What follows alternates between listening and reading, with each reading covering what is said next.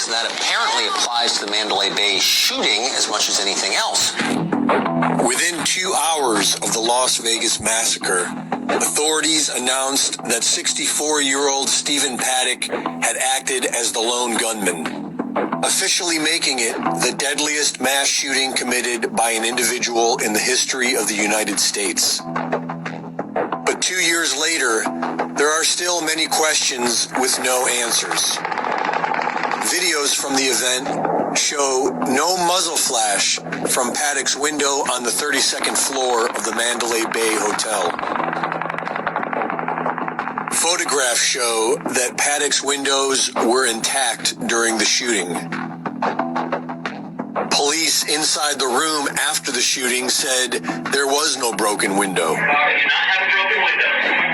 After the shooting, a man staying at the Mandalay Bay called 911 and reported an explosion and glass falling down from above.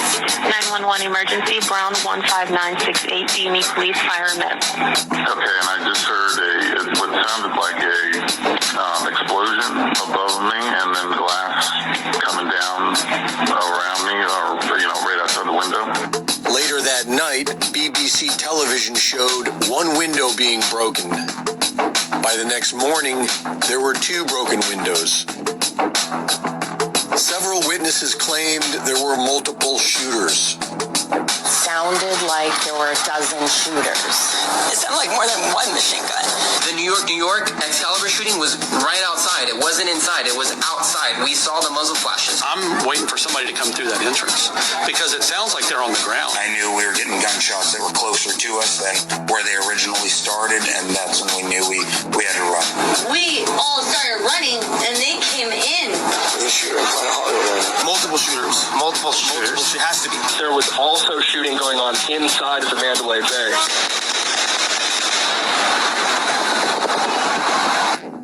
Claims of multiple shooters can also be heard on security and police comms. There was a shooter at the front desk of New York, and 2 shots were fired inside casino floor. It sounds like it's confirmed there are at least 2 shooters with fully automatic weapons. Now I'm getting information of an active shooter at Tropicana.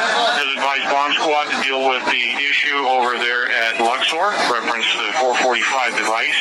It is be advised now there's an active shooter at the Tropicana. Active shooter at Tropicana.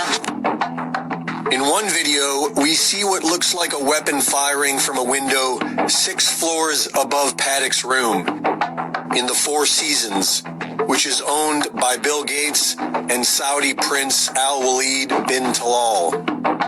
There also appears to be muzzle flashes coming from the sky on both sides of the Mandalay Bay, precisely where flight radar places 3 helicopters that turned off their transponders minutes before the shooting began, while hovering in position overlooking the Route 91 Harvest Festival. He's flying in a helicopter. Do you think he's in a helicopter? Yes. Not a doubt in my mind that there was shooting coming from the helicopter. In room 32135, Paddock's hard drive was suspiciously missing from his laptop. There were several pairs of gloves, mobile phones, and multiple hotel room keys used just 30 minutes before the shooting, including smart keys available only to hotel staff. At first, police said they witnessed Paddock kill himself, and then they claimed they found him dead after the breach. And for some unknown reason, his time of death was marked at noon the following day. Mandalay Bay security guard Jesus Campos was supposedly shot in the leg by Paddock 6 minutes before he began his attack. And yet, it took law enforcement 72 minutes to get into Paddock's hotel room. Body cam footage shows a hotel security guard directing police to the 32nd floor. 32? Yeah, 32. Hey, go ahead. Is it confirmed? And less than 10 minutes later, directing other officers to the 29th floor. When the police finally get to Paddock's floor, hotel security seems strangely casual. One strolls down the hallway with his back to Paddock's room and points behind him to room 135. and they then stand calmly in the hallway with their attention fixed on the police. Hotel security manager George Umstadt was later found hiding in a hotel room and detained by police. And several key officers were never even questioned. Campos claimed he went to UMC Quick Care for treatment, but the facility stated they had no record of this. He then left the country and returned only to appear on the Ellen DeGeneres show, owned by MGM. MGM was granted a restraining order weeks after the shooting to prevent them from destroying evidence. I can only think of two possible scenarios here. One, completely implausible, that the Mandalay was a co-conspirator in this, which is nonsense. Or number two, there's some kind of hostility or a trust gap developing between law enforcement and the Mandalay. Nothing else makes sense, Tucker. There's no other way to square that circle. One theory suggests it was Saudi Arabia.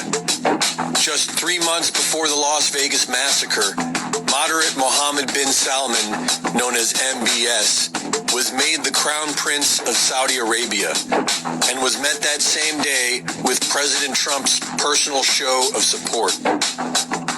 This created a civil war between MBS and his hardliner cousin, Al-Walid bin Talal, co-owner of the Four Seasons, which resides on floors 35 through 39 of the Mandalay Bay Hotel. The theory suggests there was a failed assassination attempt against MBS at the Tropicana Hotel that night, and that the massacre at the Route 91 Harvest Festival was a savage message of warning to President Trump.